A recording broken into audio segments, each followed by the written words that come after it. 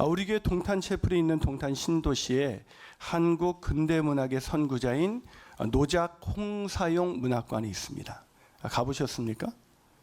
옆 사람에게 인사해볼까요? 좀 문화생활 좀 합시다. 시작. 문화생활 좀 합시다. 예. 맨날 노래방만 가지 마시고 이런 데도 좀 가세요.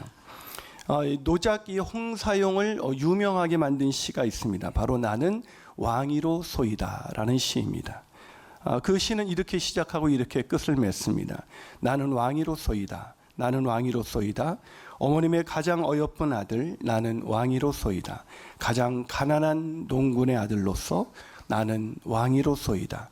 어머니의 외아들 나는 이렇게 왕이로 쏘이다. 그러나 눈물의 왕, 이 세상 어느 곳에든지 서름이 있는 땅은 모두 왕의 나라 이로소이다. 바로 일제치하의 나라를 잃은 그 슬픔을 눈물의 왕으로 표현한 민족 시이자 낭만시입니다. 이 시에서 우리가 보면 이 왕은 보통 군림하는 왕, 그런 통치하는 왕이 아니라 눈물의 왕, 서름 있는 땅이 모두 자신의 나라라고 말하는, 우리가 흔히 생각하는 그 왕과는 전혀 다른 왕의 모습을 하고 있습니다. 제가 왜 이 설교를 앞서서 이 시를 들려드렸냐면은 오늘 본문에도 우리가 생각하는 왕과 전혀 다른 왕의 모습을 하시고 예루살렘으로 입성하시는 한 왕이 소개되고 있습니다. 바로 예수 그리스도이시죠. 자, 그 왕이 어떻게 예루살렘에 입성하고 있는지 본문 7절을 같이 한번 읽어보겠습니다. 읽습니다. 시작. 나귀 새끼를 예수께로 끌고 와서 자기들의 겉옷을 그 위에 얹어 놓음에 예수께서 타시니. 자, 예수께서 무엇을 타셨다고요? 나귀, 그것도 새끼입니다. 욕을 하는 것은 아닙니다. 나귀 새끼. 근데 황당하지 않아요? 왕이라면 보통 아주 멋진 준마나 아니면 아주 으리으리한 마차를 타고 입성을 합니다. 여러분 최근에 그 뉴스를 보니까 김정은도 백마를 타지 않았습니까? 근데 만왕의 왕이신 예수께서 나귀를 타고 입성하셨다. 왜 그러셨을까요? 그것은 이분이 겸손한 왕 메시아이시기 때문입니다. 500년 전 예수님께서 이 나귀를 타시기 500년 전에 스가랴서 9장 9절에서 예수님을 이렇게 예언했습니다. 한번 읽어보시겠습니다. 시작. 시온에 따라 크게 기뻐할지어다. 예루살렘에 따라 즐거이 부를지어다.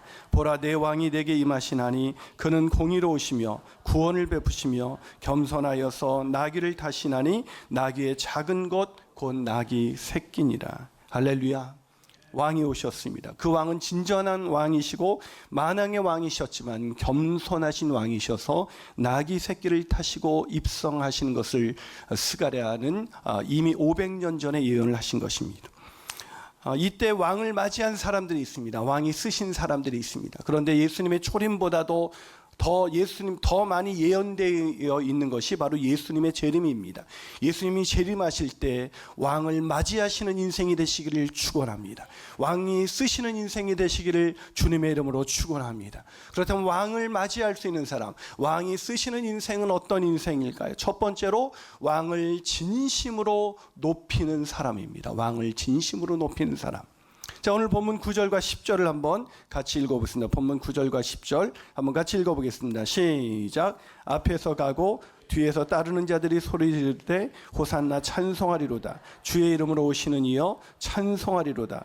오는 우리 조상 다윗의 나라여 가장 높은 곳에서 호산나. 뭐라고 찬양했어요? 호산나. 호산나 호산나. 호산나 뜻은 지금 구원하소서라는 뜻입니다. 호산나. 호산나를 찬양했어요. 이런 찬양을 한 거죠. 호산나 호산나 호산나 높은 곳에서 이라는 찬양을 한 거예요. 물론 이렇게 찬양은 하지 않았겠지만 당시 사람들은 흥분하며 찬양을 부르기 시작했습니다. 왜냐하면 드디어 로마의 압제에서 자신들을 해방시키고 다윗처럼 강한 나라를 세울 메시아가 드디어 오셨다라고 생각하는 것입니다. 그런데 이렇게 찬양을 불렀던 사람들이 나중에 어떻게 변하는지 아십니까? 황당하게도 이렇게 호산나 찬양을 불렀던 사람들이 마가복음 뒤에 15장 12절에서 15절을 보면 이렇게 바뀝니다. 한번 같이 읽어봅니다. 시작. 빌라도가 또 대답하여 이르되 그러면 너희가 유대인의 왕이라 하는 이를 내가 어떻게 하랴? 그들이 다시 소리 지르되 그를 십자가에 못 박게 하소서. 빌라도가 이르되 어찌미냐 무슨 악한 일을 하였느냐 하니 더욱 소리 지르되 십자가에 못 박게 하소서. 놀랍지 않습니까? 주님을 찬양했던 사람들, 호산나 호산나 찬양했던 사람들이 지금은 예수님을 십자가에 못 박으라고 소리를 지르고 있습니다. 왜 이렇게 되었을까요? 여러분, 우리가 부르는 찬양이 진정으로 부르는 찬양인지 아닌지 어떻게 알 수 있는지 아십니까?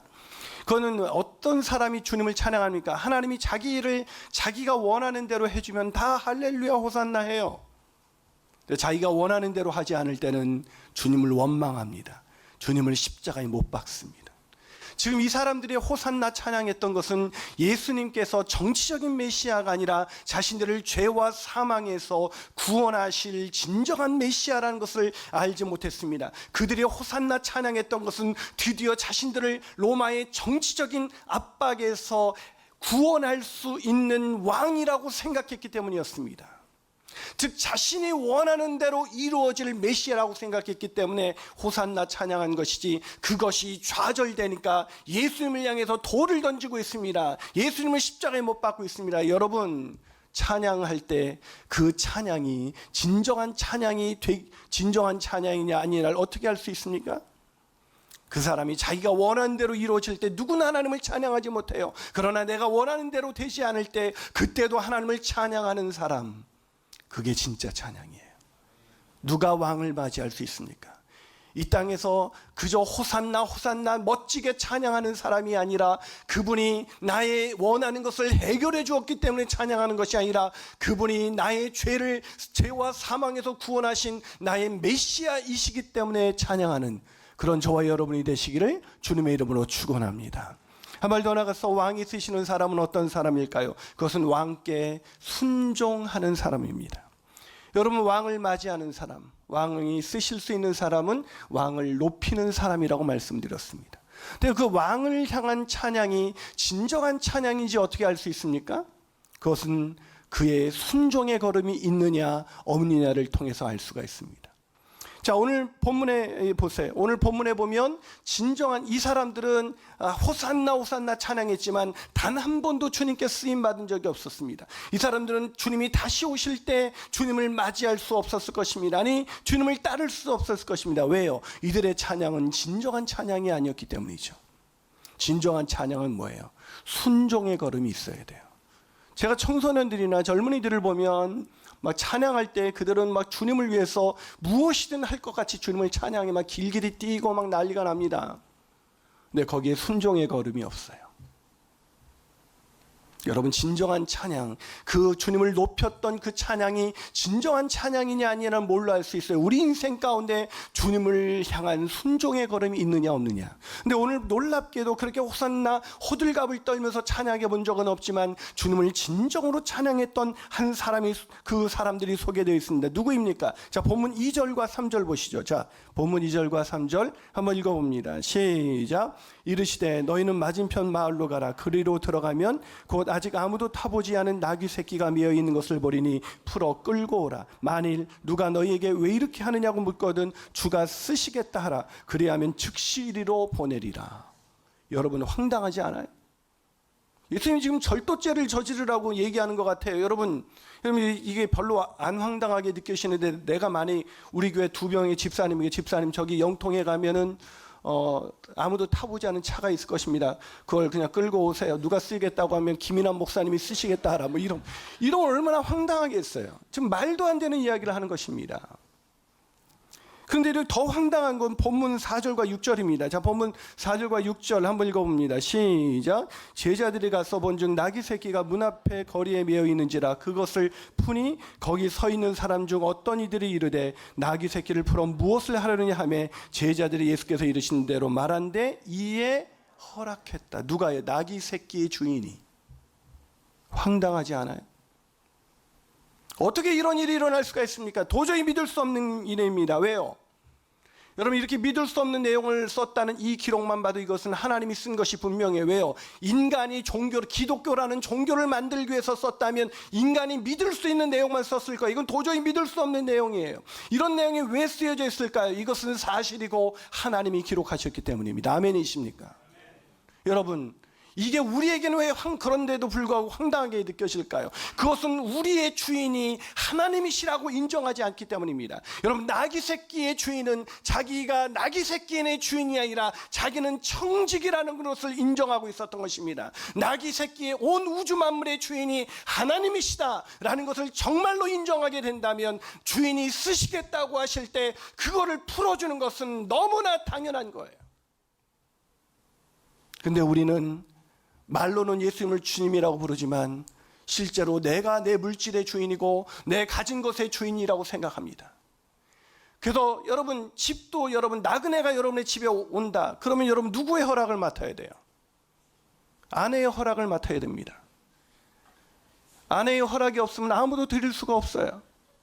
괜히 드렸다가 당신 나하고 상의도 없이. 그러나 성경에 나그네를 대접하라, 이건 주님의 말씀입니다. 아내들이요, 주께서 말씀하실 때 남편이 나그네를 대접하러 올 때 주님이 오셨습니까? 순종하시기를 주님의 이름으로 축원합니다. 봐요, 아멘이 없잖아요. 여러분, 우리가 하나님께서 맡겨진 것이 맡겨진 거라고 생각하지 않고 우리가 주인이라고 생각합니다. 그렇기 때문에 누가 결정합니까? 내가 결정합니다. 그 사람은 어떻게 자기가 나귀 새끼네 주인인데 그렇게 결정할 수가 있었지? 그는 늘 기억했습니다. 내 인생의 모든 것은 내가 주인이 아니라 하나님이 주인이시다. 할렐루야. 믿으시면 아멘 하시기 바랍니다. 그러게 그는 내어줄 수가 있었던 것입니다. 사랑하는 여러분, 우리는 이것이 왜 이상하게 들릴까요? 입으로는 주여 주여라고 말하면서도 실제로는 주님의 주되심을 인정하지 않고 살아가고 있기 때문입니다. 그래서 주님께서 말씀하실 때 순종하지 않습니다. 전도하라고도 내가 판단합니다. 누군가에게서 말하십시오 해도 순종하지 않습니다. 주님이 쓰시겠다고 하실 때 내어드리지 않습니다. 왜일까요? 내가 주인이니까. 그러나 만왕의 왕이시 주인이시다라는 것을 믿었던 나귀 새끼 주인은 그 주인이 쓰시겠다고 하실 때 그것을 당연히 허락했습니다. 사랑하는 여러분, 저는 전세를 살고 있습니다. 주인이 어느 날 저에게 나가주세요. 그럼 그냥 전 나갑니다. 하물며 세상의 전세 주인에게도 주인이 나가라면 다른 곳을 알아보는데 주께서 우리에게 쓰시겠다고 하실 때 우리는 아낌없이 우리의 것을, 아까워할 이유가 없죠. 주가 쓰시겠다고 할 때 마땅히 주님을 위해서 내어드리는 순종이 있으십니까? 그 순종이 없다면 주님을 맞이할 수 없을 것입니다. 주님을 맞이할 때 우리는 부끄러움을 당하게 될 것입니다.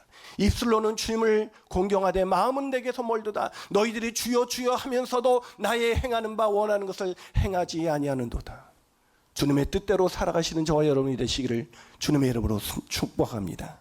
마지막으로 왕이 쓰시는 사람은 어떤 사람일까요? 왕께 가장 귀한 것을 드리는 사람입니다.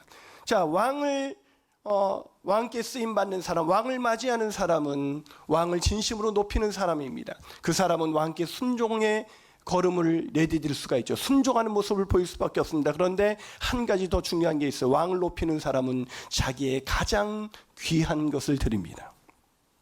자, 오늘 본문 7절을 보시죠. 자, 7절 읽어볼까요? 읽습니다. 시작.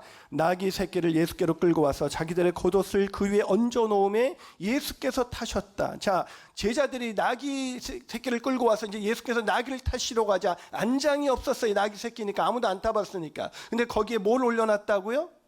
예, 겉옷을 올려놨습니다. 이 겉옷을 올려놨다는 것은 이 사람들의 가장 귀한 것을 드린 것입니다. 목사님, 어떻게 겉옷이 귀한 것일 수 있겠습니까? 네, 지금 겉옷은 많이 있으니까 얼마든지 넣을 수 있겠죠. 그러나 대부분 그 당시 사람들에게 겉옷은, 유대인들에게 겉옷은 자신들의 명예였고 자신들이 덮고자 하는 이불이었으며 가장 소중한 재산이었습니다. 게다가 모든 것을 버리고 주님을 쫓았던 이 제자들에게 겉옷은 단 한 벌밖에 없는 올리원이었습니다. 자신의 가장 귀한 것, 그것을 아낌이 없이 내어드린 것입니다. 왜일까요? 나귀 새끼 주인이 주님의 주되심을 인정하며 두려움 없이 아무도 타보지 않은 가장 귀한 것을 주가 쓰시겠다고 하셨을 때 아무 이유 없이 내어주는 것을 보고 아마 감동을 받지 않았을까? 또 제자들이 겉옷을 내자 덩달아 호산나 호산나 찬양하던 사람들도 자신의 겉옷을 바닥에 깔기 시작했습니다. 나무가지를 꺾어서 내려놓기 시작했습니다. 자신의 가장 귀한 것을 드리고 있는 것이죠. 그런데 여러분 그거 아세요? 오늘 예수님께서 예루살렘에 입성하실 때 가장 귀한 것을 드린 사람들은 바로 나귀 새끼 주인도 제자들도 아닌 바로 예수님 자신이셨습니다. 예수님은 지금 예루살렘으로 입성하시면서 자기 자신을 죄와 허물로 망가져 죽음에 이른 우리를 살리시기 위해서 자기 자신을 십자가에 내어 드리기 위해서 지금 예루살렘으로 입성하고 계셨던 것입니다.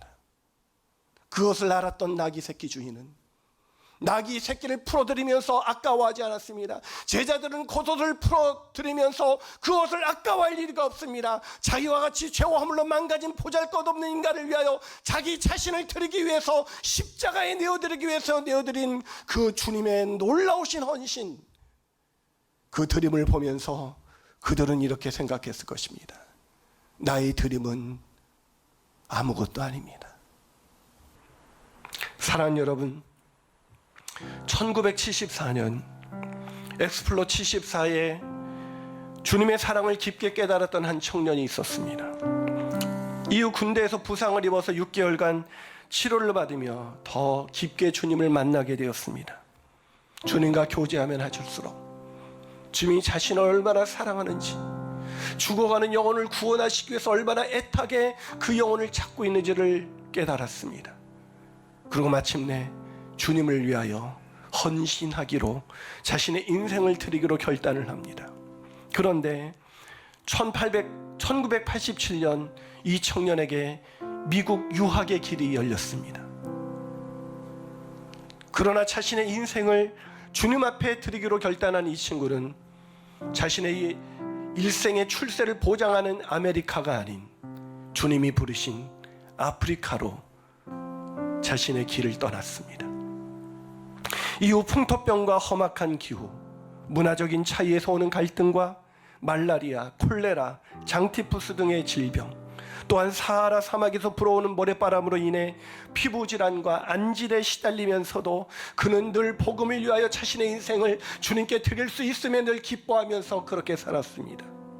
그런데 그렇게 기쁘게 주님 앞에 헌신하며 살았던 이 청년에게, 이 선교사에게 비교할 수 없는 고난이 찾아왔습니다. 시련이 찾아왔습니다. 그것은 사랑하는 딸, 당시 6살밖에 되지 않은 사랑하는 딸이, 눈에 넣어도 아프지 않은 그 딸이 그만 말라리아를 걷다가 이 세상을 떠나고 만 것이었습니다. 사랑하는 딸의 죽음 앞에서 자신의 헌신은 아무것도 아닌 것처럼 느껴졌습니다. 내가 무엇 때문에 이곳에 왔는가? 주님이 원망스러워졌습니다. 그런데 그래서 그 모든 것을 접고 애통의 나날을 보내던 그는 결국 귀국을 결심합니다. 그런데 하나님이 그 무렵 찾아오셔서 그렇게 하나님을 원망하는 그에게 이렇게 말씀하셨습니다. 나 여호와는 실수하지 않는다. 네 딸 선한이는 네 딸이 아니라 내 딸이니라. 너는 아들이 또 있지 아니하느냐? 나는 하나밖에 없는 아들을 너와 선한이를 위해서 십자가에 놓았느니라. 이 주님의 음성을 들었던 그 인생이 눈물이 쏟아지기 시작했습니다. 내 딸은 죽은 것이 아니라 하나님이 데려가신 것이구나. 내 딸, 주님과 함께 있을 그 딸을 다시 만나게 될 그날을 소망하면서, 그때 다시 만날 때 영생을 누리고 있을 내 딸, 내 주님을 다시 만나는 그날을 사모하면서 내 여기서 충성하면서 살아야지. 그리고 이후 33년이 넘게 아프리카 가나에서 선교사로 헌신하고 있습니다. 바로 아프리카 가나 선교사 이용학 선교사님의 이야기입니다. 그래도 그렇지 어떻게 딸을 잃은 그 슬픔 속에서 그렇게 고백할 수 있습니까? 라고 말하는 사람들에게 그는 C.T. 스터드의 말을 빌어 이렇게 대답했습니다. 예수 그리스도께서 나와 내 딸을 위하여 죽은 것이, 십자가에서 죽으신 것이 사실이라면 나의 희생은 희생일 수가 없습니다. 주님 다시 오시기까지, 주님을 만나기 위해서 오늘도 주님을 높이며 주님께 순종하며 가장 귀한 것을 드리며 자신의 인생을 드리며 살아가고 있는 이용학 선교사님처럼 그렇게 살아가는 자, 그렇게 왕께 쓰임받는 자, 그래서 주님 다시 오실 때 기뻐 뛰어나가서 왕을 맞이할 수 있는 그런 복된 인생 살아야 하지 않겠습니까? 기도하시겠습니다. 사랑하는 여러분, 한 번밖에 없는 인생, 이 인생 내 뜻대로 내 멋대로 살다가 가는 인생, 그런 인생이 되어서야 되겠습니까? 한 번밖에 없는 인생, 내 즐거움, 내가 원하는 대로, 내가 소유하고 싶은 대로 살다가 가는 인생, 그 인생이 뭐 이 땅에 필요한 인생이었겠습니까? 주님을 위하여 사는 인생, 주님을 만나서 만왕의 왕이신 그 주님이 나를 위하여 십자가를 지고 간 그 주님을 믿은 인생, 그 주님을 믿고 예수님을 나의 구주요 나의 주님으로 인정하는 인생, 그래서 주님의 뜻대로 살고 싶은 인생, 주님의 뜻대로 걸어가고 싶은 인생, 주가 쓰시겠다고 하면 내어드리는 인생, 그런 인생 살아야 하지 않겠습니까? 주님을 찬양하면서도 여기선 주님을 찬양하지만 실제로는 내 인생에 주님이 주가 되지 않은 인생, 그래서 주님께 순종하기보다는 내가 따져보고 순종하는 인생, 그게 무슨 순종이겠습니까? 한 번밖에 없는 인생, 주가 쓰시는 인생을 사십시오. 주님 다시 오실 때 그분을 맞이할 수 있는 인생을 사십시오.